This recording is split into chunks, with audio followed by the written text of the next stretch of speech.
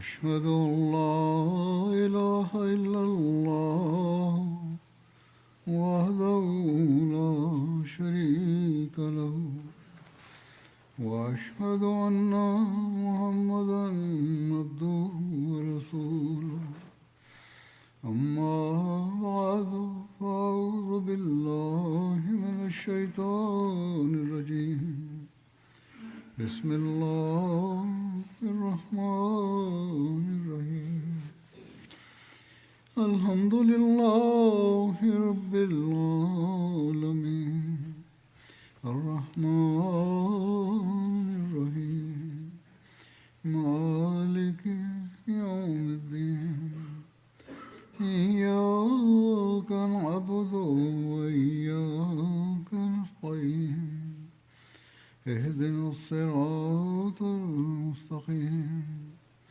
صراط الذين أنعمت عليهم غير المغضوب عليهم ولا الضالين.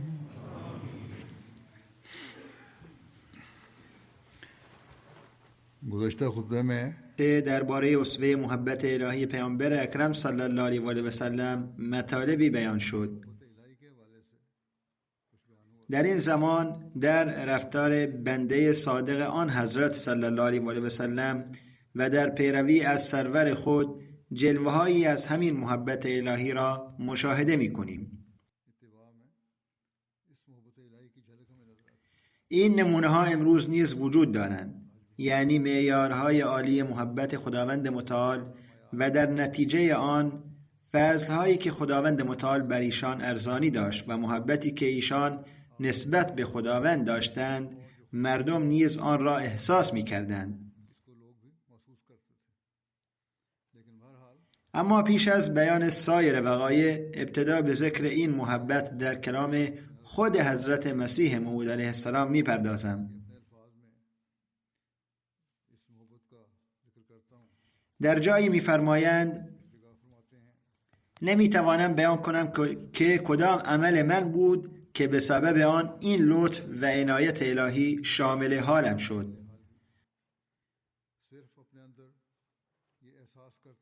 فقط در درون خود این احساس را دارم که طبیعتاً دلم با وفاداری به سوی خداوند متعال کشش دارد که با هیچ مانعی متوقف نمی شود. پس این نیز لطف اوست. اینها احسانات خداوند متعال بر من است.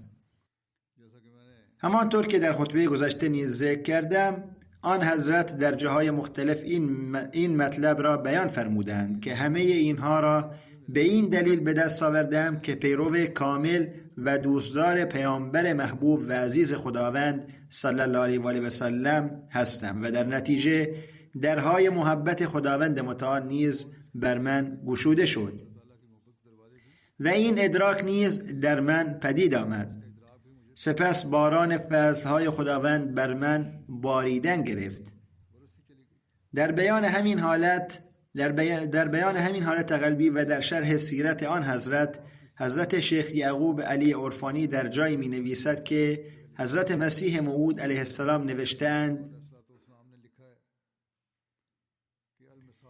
المساجد مکانی والصالحون اخوانی و ذکر الله مالی و خلق الله عیالی.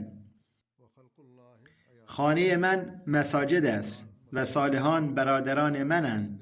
ذکر خداوند مال و ثروت من است و مخلوق او خانواده من است.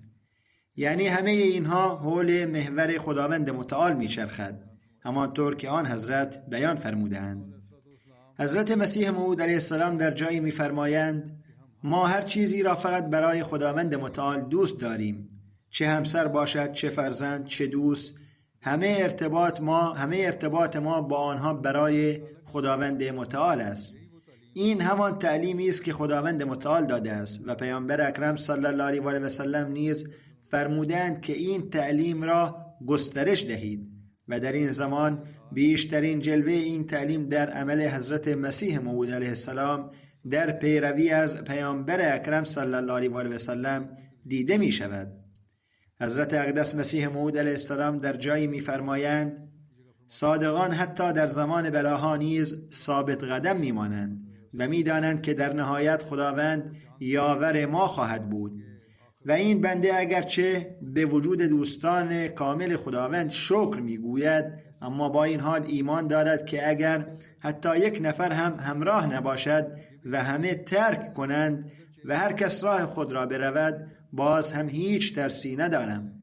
میدانم که خداوند متعال با من است. اگر خرد شوم و له شوم و از ذره‌ای هم حقیرتر گردم و از هر سو آزار و دشنام و لعنت ببینم، باز هم در نهایت پیروز خواهم شد.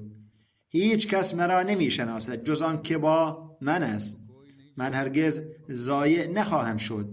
تلاش دشمنان بیهوده است و نقشه های حسودان بی ثمر است. ای نادانان و نابینایان، پیش از من کدام صادق نابود شد که من نابود شوم؟ کدام وفادار راستین را خداوند با خاری هلاک کرد که مرا هلاک کند؟ یقینا به یاد داشته باشید و با گوش باز بشنوید که روح من روحی نیست که هلاک شود و در سرشت من شکست وجود ندارد. به من همت و صداقتی داده شده است که کوهها در برابرش هیچند. من به هیچ کسی اعتنایی ندارم.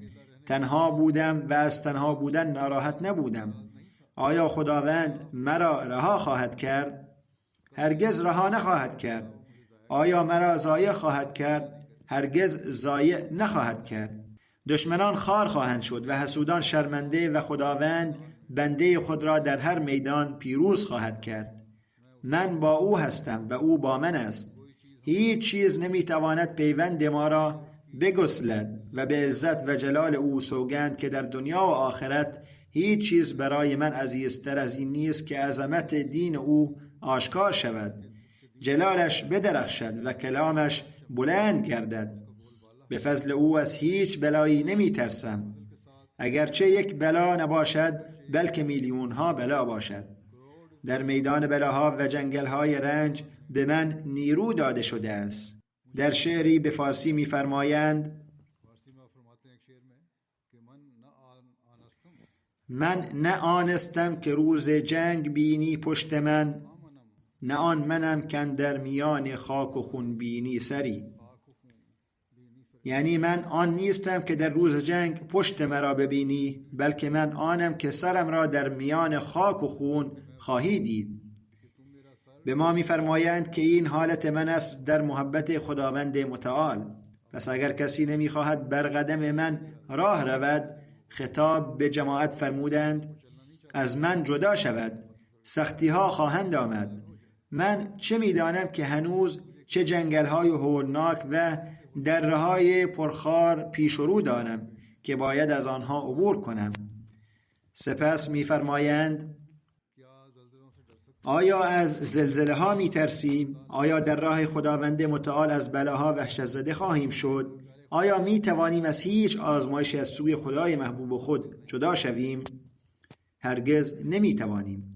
روایتی را حضرت میرزا بشیر احمد نقل می کند که در آن درباره محبت به خداوند و روحیه فداکاری در راه دین ایشان سخن می گویند.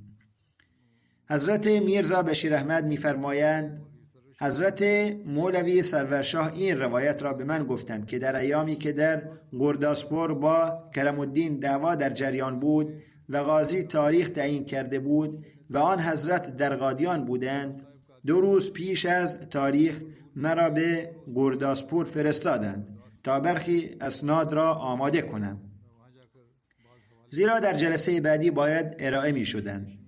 شیخ حامد علی و عبدالرحیم آشپز را نیز با من به گرداسپور فرستادند. وقتی به خانه رسیدیم از پایین دکتر محمد اسماعیل خان مرحوم را صدا زدیم تا پایین بیاید و در را باز کند. آقای دکتر در آن زمان در طبقه بالا اقامت داشتند. با صدای ما آقای دکتر بیتابانه شروع به گریه و فریاد کردند. چند بار صدا زدیم اما همچنان گریه می کردند. سرانجام پس از مدتی اشکهای خود را پاک کرده و پایین آمدند. علت را پرسیدیم. گفتند محمد حسین منشی نزد من آمده بود. او در دادگاه منشی بود. غیر احمدی، منشی غیر احمدی بود. آقای مولوی میگفتند که محمد حسین مذکور در یکی از دادگاه‌های گرداسپور محرر یا پیشکار بود و از مخالفان سرسخت سلسله بود و از نزدیکان مولوی محمد حسین بطالوی بود. به هر حال آقای دکتر بیان کردند. وقتی پایین آمدم گفتند محمد حسین منشی آمد و من گفت این روزها اینجا جلسه آریه ها برگزار شده است. برخی آریه ها دوستان خود را نیز به جلسه برده بودند. من هم با یکی از دوستان آریه رفتم. پس از پایان جلسه مدیریت اعلام کرد که اکنون جلسه به پایان رسیده و مردم عادی بروند. ما صحبت‌های خصوصی داریم. همه غیر اعضا بلند شدند. من هم خواستم بروم اما دوست آریه هم گفت با هم می رویم. شما یک طرف بنشینید یا بیرون منتظر بمانید. من هم یک طرف نشستم. آقای محمد حسین که غیر احمدی است تعریف می کند. سپس یکی از آریه ها برخاست و به قاضی گفت آقای میرزا دشمن سرسخت ما و قاتل رهبر ما لیک حرام است. اکنون او شکار شماست و نگاه همه ملت به شماست. اگر این شکار را از دست بدهید دشمن ملت خواهید بود. او سخنان تحریک‌آمیز دیگری نیز گفت. قاضی پاسخ داد من از قبل فکر می کردم که اگر بتوانم نه تنها میرزا را بلکه همه همراهان و شاهدانش را در این پرونده به جهنم بفرستم. اما چه کنم که پرونده با چنان زیرکی پیش می رود که جایی برای دستگیری نیست. اما اکنون عهد می کنم که هر چه شود در همین جلسه اقدام قضایی انجام دهم. آقای مولوی می گفتند آقای دکتر بیان می کرد که محمد حسین به من می گفت شما متوجه نشده اید که منظور از اقدام قضایی چیست؟ یعنی هر قاضی اختیار دارد که در آغاز یا حین پرونده هر وقت بخواهد متهم را بدون قبول وثیقه بازداشت کند. محمد حسین گفت آقای دکتر میدانید که من مخالف سرسخت سلسله شما هستم. پیرو مولوی محمد حسین بود و مخالف هم بود. اما من نمیتوانم ببینم خانواده محترم به ویژه به دست هندوها خوار و نابود شود و میدانم که خانواده آقای میرزا در منطقه از همه محترمتر است. پس این خبر را به شما رساندم تا تدبیری بیندیشید. سپس وی نظر خود را نیز گفت که به نظر من دو پیشنهاد وجود دارد. یکی این که سعی شود پرونده از اینجا به دادگاه عالی منتقل شود. در آن زمان دادگاه عالی را چیف کورت می گفتند. و دوم این که جناب میرزا در جلسه بعدی به هر نحوی در دادگاه حاضر نشوند و گواهی پزشکی ارائه دهند. آقای مولوی بیان کردند وقتی آقای دکتر این واقعه را نقل کرد ما نیز بسیار ترسیدیم و تصمیم گرفتیم فوراً کسی را به قادیان بفرستیم تا این وقایع را به آن حضرت اطلاع دهد. شب شده بود. به دنبال وسیله نقلیه گشتیم اما با وجود چندین وسیله به دلیل شدت مخالفت هیچ کس حاضر نشد ما را ببرد. حتی با پیشنهاد 4 برابر کرایه کسی قبول نکرد. سرانجام شیخ حامد علی و عبدالرحیم آشپز و شخص سومی را پیاده به قادیان فرستادیم. آنها هنگام نماز صبح به قادیان رسیدند و مختصراً به آن حضرت عرض کردند. آن حضرت با بی‌اعتنایی فرمودند خب به بطاله می رویم. آقای خواجه و مولوی محمد علی از لاهور باز می گردند و آنجا به ما ملحق می شوند. حضرت مسیح موعود علیه السلام فرمودند آنها از لاهور می آیند. آنجا ملاقات خواهیم کرد و این ماجرا را برایشان بازگو خواهیم کرد و آنجا معلوم خواهد شد که تلاش برای انتقال پرونده به کجا رسیده است. وکلای ما با توجه به جانبداری قاضی قبلا درخواست انتقال پرونده به دادگاه دیگر را به چیف کورت داده بودند. بنابراین همان روز آن حضرت به بطاله رفتند. در قطار آقای مولوی محمد علی و آقای خواجه نیز ملحق شدند و خبر دادند که تلاش برای انتقال پرونده موفق نبوده است. سپس آن حضرت به گرداسپور رفتند و در راه هیچ اشاره‌ای به این واقعه برای آقای خواجه و آقای مولوی نکردند. وقتی به خانه گورداسپور رسیدند، طبق عادت به اتاق جداگانه رفتند و روی تخت دراز کشیدند. آقای مولوی میگویند در آن لحظه بدن ما از ترس میلرزید که اکنون چه خواهد شد. قاضی وعده جدی داده بود. آن حضرت پس از مدتی مرا صدا زدند. میگوید رفتم. در آن زمان آن حضرت دو دست خود را زیر سر گذاشته و دراز کشیده بودند. با آمدن من به یک پهلو شده و سر را بر کف دست گذاشتند و فرمودند شما را برای این صدا زدم که تمام ماجرا را بشنوم. در آن لحظه کسی جز آقای شادیخان که دم در ایستاده بود در اتاق نبود. من تمام ماجرا را نقل کردم، از اینکه چگونه دکتر اسماعیل خان را گریان یافتیم و سپس آقای دکتر ماجرای آمدن منشی محمد حسین را نقل کرد و بعد محمد حسین چه گفت. آن حضرت با سکوت گوش دادند. وقتی به واژه شکار رسیدم، یعنی آن شخص گفته بود که شکار در دست من است، ناگهان آن حضرت نشستند. چشمانشان درخشید و چهرشان سرخ شد و فرمودند من شکار او هستم؟ من شکار نیستم، من شیرم و آن هم شیر خدا. آیا کسی میتواند دست بر شیر خدا بگذارد؟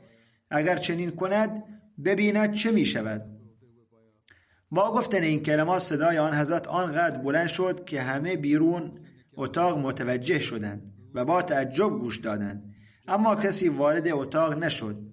آن حضرت چندین بار واژه شیر خدا را تکرار کردند و در آن لحظه چشمان آن حضرت که همیشه نیمه باز و فروهشته بود واقعا مانند چشمان شیر باز و شعله‌ور شده بود و چهره ایشان آنقدر سرخ بود که قابل نگاه کردن نبود. سپس فرمودند چه کنم؟ پس از صحبت فرمودند من کار خود را به خدا سپردم که در راه دین تو آمدم دست و پایم را در زنجیر کنم. یعنی اگر دستبند به من بزنند فرقی نمی کنند، آمدم زنجیر بپوشم، هیچ اهمیتی ندارد. اما او یعنی خداوند متعال می فرماید نه، تو را از خاری حفظ خواهم کرد و با عزت رهایت خواهم ساخت. سپس درباره محبت الهی سخنرانی فرمودند و حدود نیم ساعت با شور و شوق درباره محبت خداوند متعال سخن گفتند. در عشق و محبتشان به خداوند متعال تصوری عجیب از فداکاری وجود دارد. چقدر به ذات خداوند متعال اعتماد داشتند و این اعتماد نتیجه محبت الهی بود و این یقین که چون من خداوند متعال را دوست دارم و برای او آماده هر فداکاری هستم، خداوند مرا ضایع نخواهد کرد. واقعی دیگر نیز از همین دست است. یک بار زمانی که سرپرست پلیس کاپیتان لی مارچند به گمان قتل لیکهرام با سربازان خود ناگهان به قادیان آمد و حضرت میر ناصر نواب مطلع شد. با اضطراب نزد حضرت مسیح موعود علیه السلام رفت و با صدایی لرزان عرض کرد که سرپرست پلیس با حکم بازداشت و دستبند در راه است. حضرت اقدس در آن زمان مشغول تألیف کتاب نورالقرآن بودند. با آرامش سر بلند کردند و با لبخند گفتند آقای میر، مردم در شادی‌های دستبند نقره و طلا می‌پوشند. ما هم تصور می‌کنیم که در راه خداوند متعال دستبند آهنی پوشیده ایم. سپس با کمی تأمل فرمودند اما چنین نخواهد شد، زیرا خداوند متعال مصالح حکومت خود را دارد و خلفا و مأموران خود را چنین رسوا نمی‌کنند و همین گونه شد و موفق نشدند. همچنین روایتی از آقای مولوی عبدالکریم سیالکوتی نقل شده است. میگوید یک بار در جالندهر فرمودند در زمان بلا نگرانی من برای برخی دلهای ضعیف جماعت است. افراد کم دل جماعت نگرانی من هستند. یعنی بلاها می آیند، پرونده ها و مخالفت ها نیز هست، هم برای آن حضرت و هم برای اعضای جماعت ایشان. در چنین زمانی فرمودند نگرانی من برای برخی دلهای ضعیف جماعت است، برخی افراد کم ایمان. سپس فرمودند حال من این است که اگر صدای واضحی به من برسد که تو مخذول هستی و هیچ آرزویت را برآورده نخواهیم کرد، به خداوند متعال سوگند میخورم که در این عشق و محبت الهی و خدمت به دین هیچ کمبودی رخ نخواهد داد. حتی در آن صورت نیز خدا را رها نخواهم کرد و محبتم کم نخواهد شد، زیرا من او را دیدم. توکلم بر خداوند متعال است و یقین دارم محبتم هیچ کم نخواهد شد هر چه پیش آید. همچنین نواب مبارک بیگم روایت دیگری بیان می کنند. می گویند عشق به ذات باری تعالی که در ذره ذره روح و جسم آن حضرت موج می زد، در هر قول و فعل ایشان همیشه نمایان بود. من آن حضرت را حتی خارج از اوقات نماز نیز دیدم که با تضرع و اشتیاق پروردگار کریم خود را می خواندند. نه فقط در نماز بلکه در شرایط عادی نیز با تضرع دعا می کردند و می گفتند خدای عزیز من، خدای عزیز من، خدای عزیز من. این صدا را تکرار می کردند و این صدا هنوز نیز در گوشم طنین انداز است و اشکهای ایشان را می بینم. این صحنه پیش چشم من است. حضرت نواب مبارک بیگم نمونه ای از غیرت آن حضرت برای خدای عزیز و ازلی و ابدی خود را تعریف کردند. می‌فرمایند این حالت دعا بود که من دیدم، اما واقعی نیز نقل می‌کنم. می‌نویسند آن حضرت در حجره بودند و آماده رفتن به بیرون. من نزد ایشان بودم، خدمتکار خاص عمه ما که پس از مدتی احمدی شده و در بهشتی مقبره دفن است، نزد حضرت امان جان آمد و به عنوان همدردی به مناسبت وفات عموی ما میرزا امام الدین ابراز تأسف کرد. هنگامی که از دهان او این جمله خارج شد که بسیار مرد خوبی بود به زبان پنجابی، حضرت مسیح موعود علیه السلام بیرون آمدند. چهره مبارکشان سرخ شده بود، عصا را بر زمین کوبیدند و فرمودند بدبخت، تو در خانه من از دشمن خدا تعریف میکنی؟ میرزا امام الدین از اسلام برگشته بود و به خداوند متعال استهزا میکرد. غیرت آن حضرت تحمل نکرد که در خانهشان از او تعریف شود. حضرت نوام مبارک بیگم می نویسند چنان جلالی در صدای آن حضرت بود که آن زن از آنجا گریخت. میرزا امام الدین خدا ناباور بود و آن حضرت هرگز تحمل نمی کردند که در خانهشان از یک خدا ناباور این گونه تعریف شود. ایشان در پیروی از سرور خود حضرت محمد رسول الله صلی الله علیه و آله و سلم از کودکی و جوانی عمر خود را در محبت خداوند متعال گذراندند. در روایتی حضرت میرزا بشیر احمد می نویسند یک کشاورز سیک که پیام اشتغال برای حضرت مسیح موعود علیه السلام از طرف پدر بزرگ خود آورده بود، نقل می کند که یک بار افسر یا رئیس بزرگ از پدر بزرگ پرسید شنیدم پسری کوچک داری اما هرگز او را ندیده ایم. پدر بزرگ با لبخند فرمود بله، پسر کوچک دارم اما مانند عروس‌ها تازه عروسی کمتر دیده می شود. اگر می خواهید او را ببینید به گوشه از مسجد بروید، او اهل مسجد است. این روایت را آقای معراج الدین عمر نیز با توضیح بیشتری نوشته است که فرمودند او را در مسجد کنار شیر آب سقایا جستجو کن، جایی که برای وضوء آب هست. اگر آنجا نیافتی ناامید نشو و به داخل مسجد برو و در گوشه‌ای جستجو کن. اگر آنجا هم نیافتی باز هم ناامید نشو، در صفها نگاه کن، شاید کسی او را در صف پیچیده باشد، زیرا او همچون مرده است، چنان فناء فی الله شده است که اگر کسی او را در صف بپیچد حتی حرکت هم نمی کند و متوجه نمی شود. همچنین میرزا بشیر احمد روایت دیگری نقل می کنند و می نویسند آقای حاجی عبدالمجید لطفیانو به من گفتند یک بار حضرت در لطفیانه بودند. در خانه من درخت نیمی بود. چون فصل باران بود برگهایش بسیار زیبا و سبز بود. حضرت به من فرمودند آقای حاجی، به برگ‌های این درخت نگاه کن چقدر زیباست. آقای حاجی میگویند در آن لحظه دیدم که چشمان ایشان پر از اشک بود. به فکر قدرت خداوند و محبت او افتادند و به همین دلیل در آن لحظه چشمانشان اشکبار شد. حضرت مصلح موعود رضی الله عنه می‌فرمایند در اینجا شخصی بود که به عطا احمدی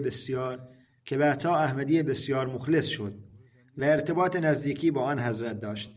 اما پیش از احمدی شدن آن حضرت 20 سال با او قهر بودند و علت این بود که آن حضرت از سخن او بسیار ناراحت شده بودند. ماجرا این بود که پسرش مرده بود. آن حضرت با برادرشان برای تسلیت رفتند. رسمشان این بود که وقتی کسی می آمد و با او روابط دوستانه داشت با او بغل می کردند و گریه و فریاد می زدند. طبق همین رسم برادر بزرگ آن حضرت او را بغل کردند و وی گریه کنان گفت خدا به من ظلم بزرگی کرد. با شنیدن این جمله آن حضرت چنان نفرتی پیدا کردند که حتی نمیخواستند صورتش را ببینند. به عطا خداوند به او توفیق بیعت داد و از این جهالتها بیرون آمد. همچنین حضرت میرزا بشیر احمد روایت دیگری نقل می کنند. منشی ظفر احمد کپور تهلوی به من نوشتند که حضرت مسیح موعود علیه السلام دچار سرگیجه بودند. درباره طبیبی شنیده شد که در این بیماری مهارت خاصی دارد. او را با پرداخت کرایه از راه دور آوردند. او حضرت را دید و گفت در 2 روز شما را خوب می کنم. با شنیدن این حضرت به داخل رفتند و به حضرت مولوی نورالدین یادداشتی نوشتند که من هرگز نمی خواهم درمان این شخص را بپذیرم. این چه ادعای خدایی است؟ به او کرایه بازگشت و 25 روپیه دیگر بدهید و او را مرخص کنید. و از درون خود فرستادند که این را به او بدهید و او را روانه کنید. همین طور شد. فرمودند او میگوید من خوب میکنم. جز خداوند متعال چه کسی شفا میدهد؟ شافی حقیقی فقط ذات خداوند متعال است. همچنین حضرت میرزا بشیر احمد روایت دیگری از منشی ظفر احمد کپور تهلوی نقل می کند. چودری رستم علی خان مرحوم بازرس راه آهن بودند. ماهانه 150 روپیه حقوق می گرفتند. بسیار مخلص و در جماعت فردی برجسته بودند. 20 روپیه برای خود نگه می داشتند و بقیه حقوق را به آن حضرت می فرستادند. همیشه این عادت را داشتند. فقط یک پسر داشتند. او بیمار شد و او را با همسرش به قادیان آوردند و در خانه حضرت مسیح موعود علیه السلام اقامت کردند. حضرت اقدس یک روز فرمودند شب در رویا دیدم که کسی به خدای من دشنام می دهد. بسیار ناراحت شدم. وقتی رویا را بیان فرمودند روز بعد پسر جناب چودری فوت کرد. چون فقط یک پسر داشتند مادرش بسیار بیتاب کرد و در آن حالت از دهانش خارج شد ای ظالم به من ظلم بزرگی کردی. یعنی خدا را مخاطب قرار داد. وقتی این سخنان را گفت آن حضرت شنیدند. همان لحظه بیرون آمدند و بسیار ناراحت به نظر می رسیدند و با شور و حرارت فرمودند همین حالا این زن از خانه من بیرون برود. مادر دکتر میر محمد اسماعیل که بسیار دانا و فهمیده بود همسر آقای چودری را نصیحت کرد و گفت آن حضرت بسیار ناراحت هستند. او توبه کرد و عذر خواست و گفت دیگر حتی گریه هم نمی کنم. مادر آقای میر نزد آن حضرت آمد و گفت اکنون عفو کنید. او توبه کرده و گریه را هم ترک کرده است. آن حضرت فرمودند خب بگذارید بماند و برای تجهیز و تدفین پسرش اقدام کنید. شیخ یعقوب علی عرفانی در بیان تأثیرات سیرت حضرت مسیح موعود علیه السلام می نویسد هرگاه اتفاق می افتد که به دهلوزی بروم حضرت مسیح موعود علیه السلام خود می فرمودند آقای عرفانی نوشتند به زبان خود حضرت مسیح موعود علیه السلام هرگاه به دلهوزی می رفتم با دیدن سبززارهای کوها و آبهای جاری بی اختیار شور حمد خداوند در دلم پدید می آمد و در عبادت لذتی می یافتم و می دیدم که آنجا فرصت خوبی برای خلوت است. همچنین در بیان همین لذت و عشق و محبت در جایی می‌فرمایند که محبت الهی که به لذت وصال پرورش یافته در دل آنان محبان الهی قرار داده می شود. اگر وجود آنان یعنی دوستداران خداوند متعال در هاون مصائب کوبیده شود و در شکنجه های سخت فشرده شود، اثاره وجودشان جز حب الهی چیز دیگری نخواهد بود. یعنی چنان محبتی در دل دوستداران خداوند متعال است که اگر آنان را در هاون بکوبی یا در دستگاه آسیاب قرار دهی یا در شکنجه ها بفشاری، جز محبت الهی چیزی نخواهی یافت. حضرت میرزا بشیر احمد روایت دیگری از آقای ملک مولا بخش نقل می کنند.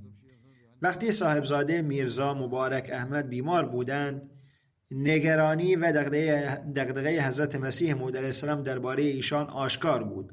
وقتی صاحبزاده فوت کردند، آقای سردار فضل حق و آقای دکتر عبادالله مرحوم و بنده یعنی خودشان برای تسلیت به قادیان آمدند. اما وقتی حضرت به مسجد آمدند، حتی بیش از پیش خوشحال به نظر می رسیدند. وقتی سخن از فوت صاحبزاده مرحوم به میان آمد، حضرت فرمودند مبارک احمد فوت کرد.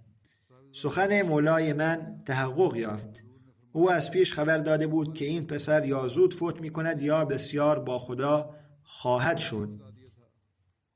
پس خدا او را فرا خواند. یک مبارک احمد چه اهمیتی دارد؟ اگر 1000 پسر داشته باشم و 1000 پسر هم فوت کنند، اما مولای من راضی باشد و سخنش تحقق یابد، شادی من بسته به همین است. با دیدن این حالات میگویند ما برای تسلیت آمده بودیم، اما هیچ کدام جرأت ابراز تسلیت نداشتیم. حضرت نواب مبارک بیگم می نویسند عشق صادق آن حضرت به ذات پاک خداوند متعال همیشه نمایان بود. یک بار ایشان را در حال دعا و گریه دیدم. با درد فراوان مولای خود محبوب خود را می خواندند و بارها خدای عزیز من، خدای عزیز من بر زبانشان جاری بود. این را خود دیدم. آن حضرت عاشق پیامبر اکرم صلی الله علیه و آله و سلم بودند. عاشق پروردگار متعال خود بودند. نور عشق او بر چهرهشان، نور او بر زبانشان جاری بود. او زبانشان چشمه‌های همان نور جاری بود، اما نابینایان آن را ندیدند. در لوتیانا صوفی بزرگ معروف حضرت منشی احمد جان قصد حج داشتند. حضرت اقدس مسیح موعود علیه السلام پیش از سفر حج نامه‌ای به ایشان نوشتند و در آن چنین نوشتند: این بنده ناتوان خواهشی عاجزانه دارد که وقتی به فضل خداوند متعال توفیق زیارت بیت الله را یافتید، در آن مقام محمود مبارک از طرف این بنده حقیر با این الفاظ و با مسکنت و غربت دست خود را به درگاه خداوند متعال بلند کنید و عرض کنید: ای ارحم الراحمین، بنده ای عاجز و ناتوان و خطاکار و بی‌لیاقت احمد که در سرزمین هند توست، این درخواست را دارد که ای ارحم الراحمین، از من راضی باش و خطاها و گناهانم را ببخش که تو غفور و رحیم هستی و با من چنان کن که بسیار راضی شوی. میان من و نفسم فاصله مشرق و مغرب بیفکن و زندگی و مرگ و هر نیرویی که دارم همه را در راه خودت قرار ده و در محبت خود زنده‌ام بدار و در محبت خود بمیران و در میان محبان کامل خود محشورم کن. ای ارحم الراحمین، کاری را که برای تبلیغش مرا مأمور کردی و خدمتی را که در دلم شوق آن را نهادی به فضل خدا به انجام برسان و به دست این بنده حجت اسلام را با مخالفان و همه کسانی که از زیبایی های اسلام بیخبرند تمام کن و این بنده و مخلصان و هم مشربانش را در حمایت مغفرت و مهربانی خود قرار ده و در دین و دنیا متکفل آنان باش و همه را به دار و رضای خود برسان و بر آل و اصحاب او درود و سلام و برکات فراوان نازل فرمان. برخی بخش‌های این دعا را خواندم، شاید بخشی از آن را جا انداخته باشم. به هر حال حضرت منشی طبق دستور حضرت مسیح موعود علیه السلام همراه جماعت خود در آن سال حج اکبر در بیت الله و عرفات این دعا را خواندند. می‌بینیم که چگونه هر واژه آن از محبت الهی رنگین است. ابراز محبت به خدای یگانه در آن نمایان است و عشق آن حضرت به خداوند از تک تک واژه‌ها می‌تراود. حضرت مسیح موعود علیه السلام می‌فرمایند: میگویم که اگر به من یقین داده شود که در راه محبت به خداوند متعال و اطاعت او سخت ترین مجازات ها را خواهم دید، به خدا سوگند میخورم که سرشتم چنان است که آن رنج ها و بلاها را با لذت و شور و شوق محبت تحمل خواهم کرد و با وجود چنین یقینی که عذاب و رنج در پیش است هرگز حاضر نیستم حتی یک قدم از اطاعت و فرمانبرداری خداوند خارج شوم، بلکه آن را از 1000 بار مرگ و رنج و مصیبت بزرگتر می‌دانم. سپس فرمودند: چه انسان بدبختی است که هنوز نمی‌داند خدایی دارد که بر هر چیز قادر است. بهشت ما خداوند ماست. لذت‌های عالی ما در خداوند است، زیرا او را دیده ایم و هر زیبایی را در او یافته ایم. این ثروت شایسته به دست آوردن است، حتی اگر به قیمت جان باشد، و این گوهر شایسته خریدن است، حتی اگر با از دست دادن همه وجود حاصل شود. ای محرومان، به سوی این چشمه بشتابید تا شما را سیراب کند. این چشمه زندگی است که شما را نجات خواهد داد. چه کنم و چگونه این بشارت را در دلها بنشانم؟ با چه طبع و شیپوری در بازارها اعلام کنم که این خداوند شماست تا مردم بشنوند، و با چه داروی گوش مردم را برای شنیدن باز کنم، و با چه داروی گوش مردم را برای شنیدن باز کنم. اگر شما از آن خدا شوید، یقین بدانید که خداوند از آن شماست. شما در خواب خواهید بود و خداوند برای شما بیدار خواهد بود. شما از دشمن غافل خواهید بود و خداوند او را خواهد دید و نقشه‌اش را نقش بر آب خواهد کرد. هنوز نمی‌دانید که در خداوند شما چه قدرت‌هایی نهفته است، و اگر می‌دانستید هیچ روزی نمی‌آمد که برای دنیا سخت اندوهگین شوید. کسی که گنجی نزد خود دارد، آیا برای از دست دادن یک کم پول گریه و فریاد کند و هلاک می شود؟ پس اگر از این گنج آگاه بودید که خداوند در هر نیاز شما را یاری می کند، چرا برای دنیا چنین بیخود می شوید؟ خداوند گنجی عزیز است، قدرش را بدانید که در هر قدم یار شماست. بدون او هیچ نیستید و نه اسباب و تدابیر شما چیزی است. سپس در ابراز محبت به خداوند با لحنی بسیار محبت آمیز فرمودند: ای خدای من، ای مولای من، ای مالک عزیز من، ای محبوب من، ای معشوق من. دنیا درباره من میگوید، یعنی درباره خودشان میفرمایند، تو کافری، اما آیا کسی عزیزتر از تو برای من وجود دارد؟ اگر باشد به خاطر او تو را رها کنم. اما میبینم که وقتی مردم از دنیا غافل میشوند، وقتی دوستان و دشمنانم حتی نمیدانند در چه حالی هستم، تو مرا بیدار میکنی و با محبت و لطف میفرمایی: غم مخور، من با تو هستم. پس ای مولای من، چگونه ممکن است با وجود این احسان تو را رها کنم؟ هرگز، هرگز. حضرت مسیح موعود علیه السلام می‌فرمایند: من نمی‌توانم نشانه‌هایی را که می‌دانم بشمارم. تو را می‌شناسم که فقط تو خدای منی.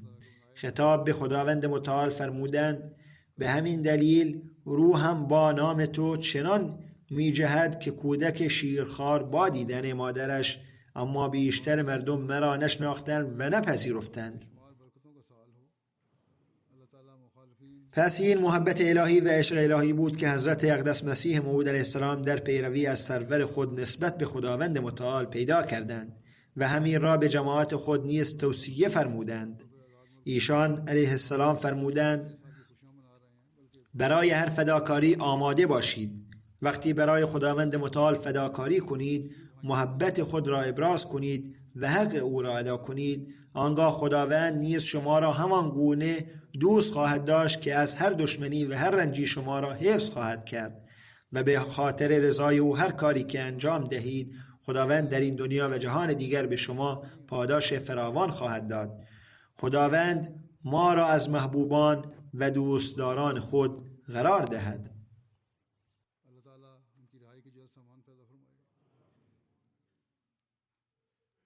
از دیروز سال نو آغاز شده است.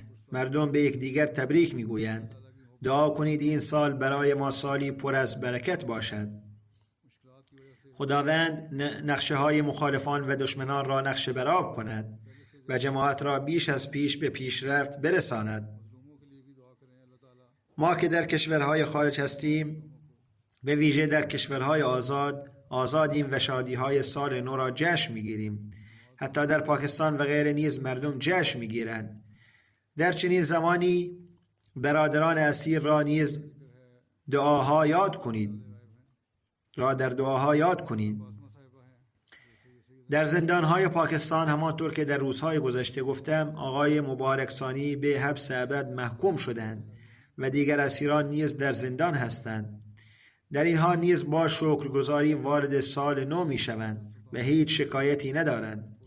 به خاطر رضای خداوند متعال دستبند آهنی به دست دارند. خداوند اسباب آزادیشان را فراهم کند. ما و همه احمدیان گرفتار و اسیر را به ادراک محبت خداوند متعال بیش از پیش برساند. به جای کاهش محبت ما به خداوند متعال به سبب مشکلات آن را افزایش دهد. برای مظلومان نیز دعا کنید. خداوند همه مظلومان جهان را از چنگال ظالمان رهایی بخشد و در دنیا صلح برقرار کند. پس از نماز جنازه غیابی نیز خواهم خواند. 3 جنازه غیابی است. نخست متعلق به خانم ریحانه باسمه که همسر آقای سید احمد ناصر بودند، در سن 90 سالگی درگذشتند. انا لله و انا الیه راجعون. به فضل خداوند متعال موسی بودند. نبیره حضرت مسیح موعود علیه السلام، نوه حضرت میرزا سلطان احمد رضی الله عنه، دختر حضرت میرزا عزیز احمد رضی الله عنه و نوه حضرت میر اسحاق رضی الله عنه بودند. پس از ازدواج همراه همسرشان به شرق آفریقا رفتند و در کنیا اقامت داشتند و در آنجا نیز در سازمان لجنه اما الله خدمت کردند و در سطح سازمانی فعالیت داشتند. 2 پسرشان واقف زندگی هستند. سید طاهر احمد معاون ناظر اشاعت در انجمن احمدیه ربوه و سید مظفر احمد که او نیز واقف زندگی است و در اداره املاک فعالیت دارد. همچنین 3 پسر دیگر دارند. انیس احمد که همسرش سلطانه همسر دکتر میرزا سلطان احمد است. فرهانه که همسر میرزا کلیم احمد و عروس میرزا صاحبزاده میرزا وسیم احمد است. پسرشان سید طاهر احمد میگوید علاقه و محبت فراوانی به قرآن کریم داشتند و تلاوت قرآن کریم را با نظم و فراوانی انجام میدادند. محبت و ارادت بیپایانی به خلافت داشتند. این مطالب را هم فرزندانشان نوشتند و همین ویژگی ها را در فرزندان خود نیز ایجاد کردند. پسرشان انیس احمد می نویسد ایشان در شادی و غم همه شرکت می کردند و به ما به ویژه توصیه می کردند که حتما اعانه بدهیم و می پرسیدند که پرداخت کرده ایم یا نه. همچنین به روزهای مستحبی متوجه می کردند. دخترشان فرهانه فوزیه می گوید از کودکی مادرم را مقید به تهجد دیدم. خودشان به نمازها مقید بودند و به فرزندان نیز توصیه می‌کردند که به موقع نماز بخوانند. به دلیل تلاوت قرآن کریم مادرم سوره‌های طولانی را حفظ داشتند و به ما می‌گفتند قرآن کریم را با صدای بلند تلاوت کنید و به دلیل تکرار و مطالعه عمیق قرآن کریم این ویژگی در ایشان ایجاد شده بود. میگوید اگر ما از دور در تلاوت اشتباه می‌کردیم و ایشان می‌شنیدند اشتباه را تصحیح می‌کردند. همچنین بسیار مهمان نواز بودند.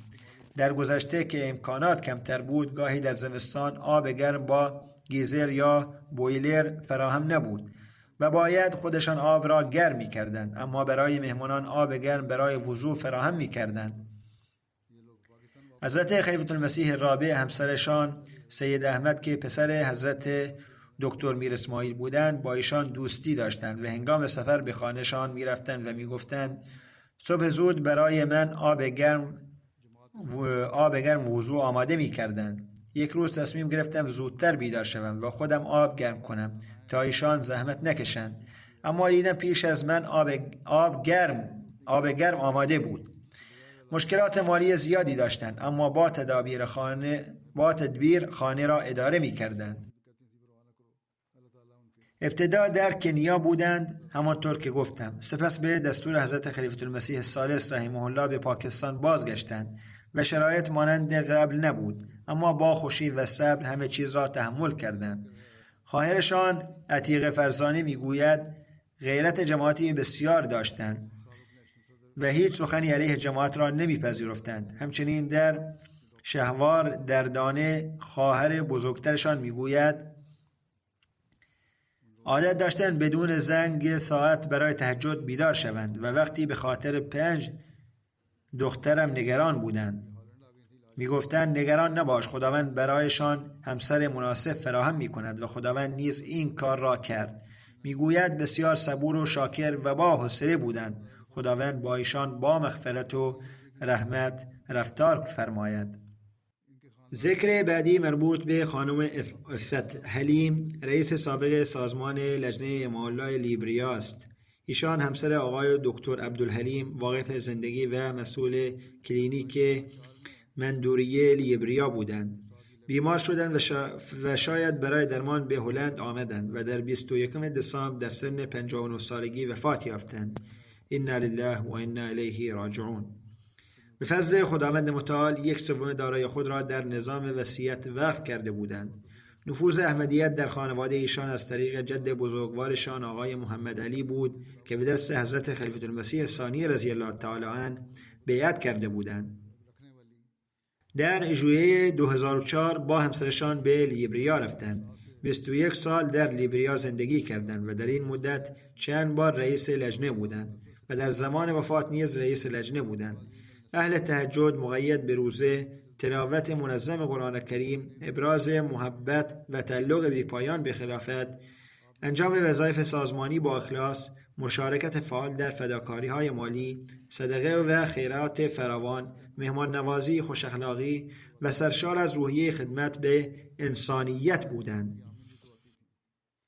بسیار زن نیکوکاری بودند. نه تنها خودشان با شوق قرآن کریم تلاوت می‌کردند، بلکه برای لجنه کلاس ویژه قرآن برگزار می‌کردند و به کودکان قرآن می‌آموختند و جشن آمین برگزار می‌کردند. مهمان نوازی در ایشان بسیار برجسته بود و نه فقط چند روز، بلکه گاهی مهمانان چندی روز در خانه‌شان می‌ماندند و با خوشرویی پذیرایی می‌کردند. در ماه رمضان همیشه برای سحری و افطاری نیازمندان تدارک می‌دیدند. هر کس ایشان را می‌شناخت با محبت از این ویژگی یاد می‌کردند. رئیس یکی از جماعت‌های محلی خانم عارفه می‌گوید مقید به نماز بودند و اگر هنگام کار وقت نماز می‌شد می‌گفتند اول نماز می‌خوانیم بعد کار را ادامه می‌دهیم. هیچگاه نمی‌گفتند اول کار بعد نماز، بلکه اول نماز بعد بقیه کارها.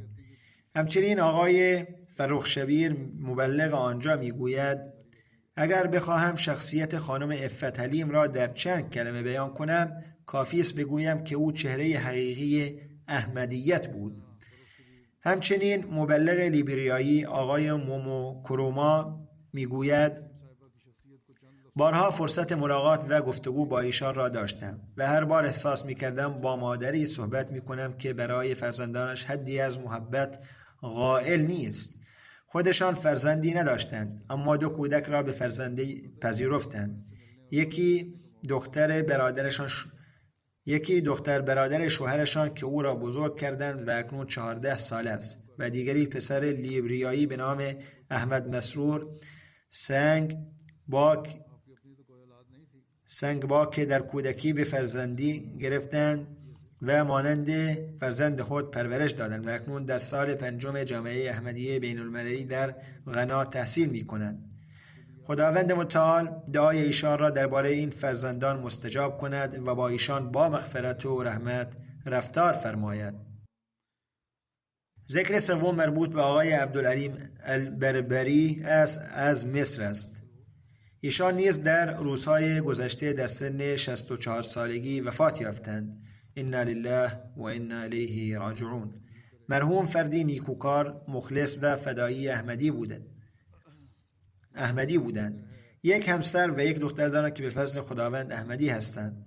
همسرشان می نویسد: شوهرم چنان محبت به خداوند متعال داشت که گویی فقط برای ذکر خداوند آفریده شده بود. بسیار خوش اخلاق بود و هرگز درباره کسی بد نگفت. در 31 سالگی زندگی مشترک هرگز مرا آزرده نکرد، بلکه بهترین و نیکوترین شوهر بود. دخترشان در سال 2008 پس از تماشای امتیاع العربیه بیعت کرد. همسرشان می نویسد: من شدیداً مخالفت کردم و مشکلات زیاد ایجاد کردم و خانواده‌ام را برای مخالفت آوردم، اما او و دخترش صبر کردند. 1 روز شوهرم پس از نماز با صدای بلند دعا می کرد و درباره من می گفت: یا رب، یا همسرم را هدایت کن یا او را از من دور کن. می گوید از این دعا بسیار متأثر شدم، اما به او نگفتم و خودم دعا کردم. سرانجام پس از 1 ماه به فضل خداوند شرح صدر یافتم و توفیق بیعت پیدا کردم. کسانی که میگویند راهنمایی نمییابند باید بدانند که خداوند کسانی را که با نیت پاک راهنمایی میخواهند هدایت میکند. پس از بیعت برادران شدیداً مخالفت کردند، اما او بر ایمان خود استوار ماند. برادرانش 1 مولوی مشهور را آوردند تا او را از احمدیت بازگرداند، اما آن مولوی ناکام ماند، زیرا همسرش می نویسد: شوهرم فقط 1 پاسخ داد: حقیقت حضرت مسیح موعود برای من چنان روشن و در دلم راسخ شده است که هرگز از ایمانم باز نمی گردم، زیرا از هر طریقی حضرت مسیح موعود علیه السلام به معرفت حقیقی خداوند متعال دست یافتم که به هیچ قیمتی آن را رها نمی کنم. این ابراز محبت به خداوند متعال را ببینید که چگونه حضرت مسیح موعود علیه السلام در دل مردم نیز ایجاد کرده است. در عبادت بسیار مجاهده می کردند. می گوید 11 سال رنج بیماری را تحمل کردند، اما همیشه صابر و راضی به رضای خداوند بودند. همیشه می گفتند کسی که دوست دارد به خداوند متعال برسد، خداوند نیز دوست دارد به او برسد. حتی در روزهای آخر عمر ذکر الله الله بر زبانشان جاری بود. رئیس جماعت مصر میگوید همیشه ابراز محبت بی‌ریا به جماعت و خلافت را در ایشان دیدم. برخی تلاش کردند او را به فتنه بیندازند، اما او بر عهد بیعت خود استوار و وفادار ماند. صدها نفر از غیر احمدیان روستا همراه احمدیان نماز جنازه او را خواندند. پسرش احمدی نیست، اما به او وصیت کرده بود که نماز جنازه ام را احمدیان بخوانند. بنابراین رئیس جماعت نماز جنازه را در مسجد غیر احمدیان خواند و غیر احمدیان نیز شرکت کردند. پسرش احمدی نیست، همانطور که گفتم، اما خوش اخلاق است و درباره جماعت تحقیق می کند.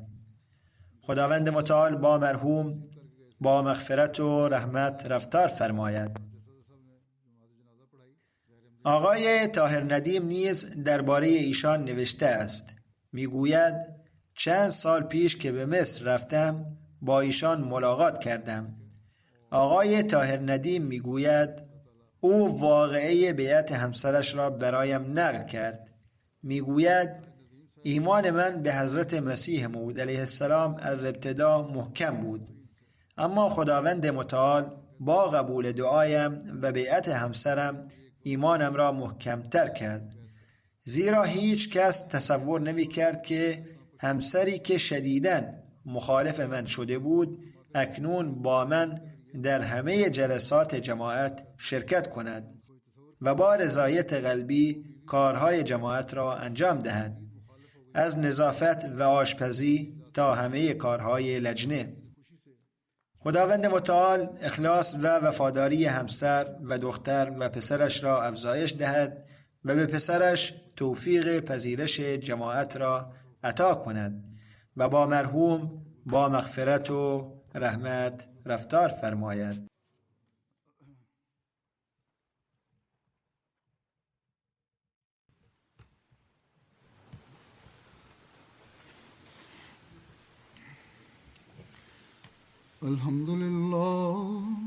الحمد لله نحمده ونستعينه ونستغفره ونؤمن به ونتوكل عليه ونعوذ بالله من شرور أنفسنا ومن سيئات أعمالنا من يهده الله فلا مضل له ومن يضلل فلا هادي له ونشهد أن لا إله إلا الله ونشهد أن محمدا عبده ورسوله عباد الله رحمكم الله إن الله يأمر بالعدل والإحسان وإيتاء ذي القربى وينهى عن الفحشاء والمنكر والبغي يعظكم لعلكم تذكرون اذكروا الله يذكركم وادعوه يستجب لكم ولذكر الله أكبر.